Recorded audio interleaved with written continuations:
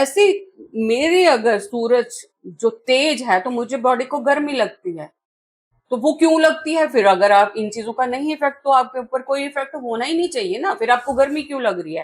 ठंड है तो आपको ठंड क्यों लग रही है? वो आपके अंदर अगर ये सारी चीजें इफेक्ट कर रही है तो बाकी सारी चीजें इफेक्ट क्यों है? मदर के साइकोलॉजिकल, उसका मदर के ऊपर प्लेनेटरी इफेक्ट करता है, मदर के इवन उसका उस टाइम पे उसकी मनोदशा क्या है, वो उसने कितनी पढ़ाई करी। अभी आप देखोगे तो मेरी एक जो बुक मैंने सबसे पहले लिखी थी, that is you can customise your child. वहां पे मैं ये बोलती हूँ कि आप थोड़ा सा, कई बार मैं इस चीज को लेकर थोड़ा सा डिसअपॉइंट हो जाती हूँ कि हम लोग वेडिंग पे हम लोग इतना पैसा खर्च करते हैं, जो एक प्राणी के ऊपर हमने, जिसके ऊपर पूरा मेरा यूनिवर्स है, मेरा बच्चा कैसा होगा, है ना, तो उसके ऊपर हम लोग नहीं सोचते। वो बहुत बार एक्सीडेंटल हो जाते हैं बच्चे। पहले होता था कि पहले सोचते थे कि बच्चा मुझे प्लान करना है। जब कोई भी चीज हम लोग प्लान कर रहे हैं, हम वो वेडिंग प्लान करते हैं ना, वो एग्जीक्यूट होती है प्रॉपरली। हम लोग एक साल पहले से उसके प्लानिंग में लग जाते हैं, मुझे लहंगा कौन सा डालना है, मुझे क्या करना है, मुझे शूज कौन से डालने हैं, मेरा वेन्यू कौन सा होगा, खाने में क्या होगा, वो सारी चीजें करते हैं। जो एक हम किसी बच्चे को इस अर्थ पे लेके आते हैं, वहां पे हम लोग बहुत कम लोग हैं जो प्लानिंग करते हैं। अब थोड़ा थोड़ा मैंने इन चीजों पे बहुत बोलना शुरू किया है कि थोड़ा सा अगर आप उस टाइम पे देखो, अगर पेरेंट्स को डायबिटीज नहीं है, हाँ, यहाँ पे जो लोग बोलते हैं कि एस्ट्रोलॉजी नहीं काम करती या कुछ नहीं काम करता, तो अगर बच्चा डायबिटिक है, मदर डायबिटिक है, तो बच्चा डायबिटिक क्यों हो जाता है फिर ना? अगर उस पर नहीं इफेक्ट आता तो हर चीज हम लोग कैरी करते हैं। उसको एस्ट्रोलॉजी नहीं मानते, आप उसको जीन्स मानते हैं, तो जीन्स भी तो ट्रेवल हो रहे हैं। तो जीन्स पे भी अगर मेमोरीज इतना इफेक्ट करती हैं कि अगर उसमें हम लोग, जो मेरी इतने सालों की मेरी जो प्रैक्टिस है, उसमें मैंने देखा है कि मुझे उस इंसान की एज से पता चल जाता है कि इसकी मदर ने इन मंथ्स में कौन सा डिप्रेशन से निकली है, या कौन सा उसके ऊपर इतना नेगेटिव इम्पैक्ट था किसी मेमोरी का। तो बच्चे वो कैरी करके आते हैं, और वो अपने अगर 90 इयर्स की हम लोग लाइफ स्पैन लेके चलते हैं, तो वो अगर पहले महीने का, तो 10 साल के अंदर वो मैनिफेस्ट होती हैं उसकी डिजायर्स, या जो भी उसमें उसने फील किया होता है मदर के वूम में। 10 से 20 साल सेकेंड मंथ, 20 से 30 थर्ड मंथ, तो आपको वहां पे पता चल जाता है कि इसने पीछे ही अपनी मदर के वूम में क्या चीजें डिस्टरबेंस इसने फील करी हुई है, तो वह बच्चा लेके आता है इस जन्म में।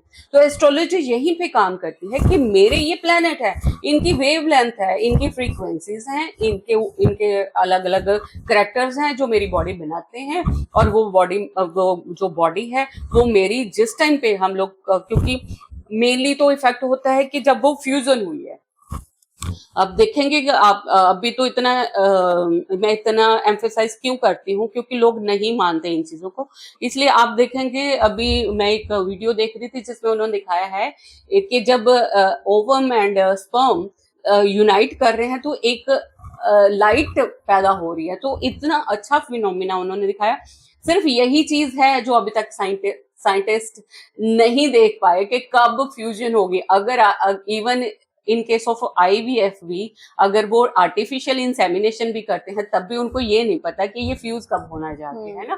तो इम्प्लांट कब होगा? अब आपने आईवीएफ कर लिया, बाहर आपने रख दिया एग, स्पर्म एंड एग को, वो इन विट्रो होती है जो है ना, जिसको हम बोलते हैं टेस्ट ट्यूब बेबीज, है ना। तो मदर के अंदर कब हुआ ये आज तक नहीं पता चल पाया कि वो अगर स्पर्म अंदर गए भी हैं तो वो कब फ्यूज हुआ।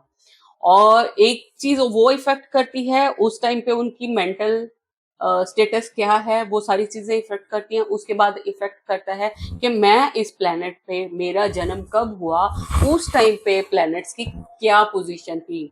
अगर मैं दिन में पैदा हुआ हूं तो सूर्य किस पोजीशन पे था।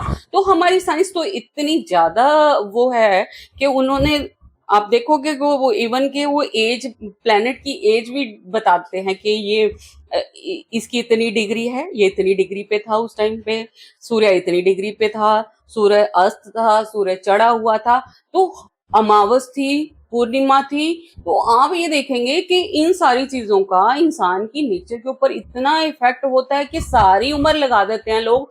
उनको समझाने में हमें इतना टाइम लग जाता है कि उस अगर अमावस्या वाले लोग हम लोग देखते हैं, सब कुछ होते हुए भी निराश ही रहते हैं, वो लोग डिप्रेशन में रहते ही हैं।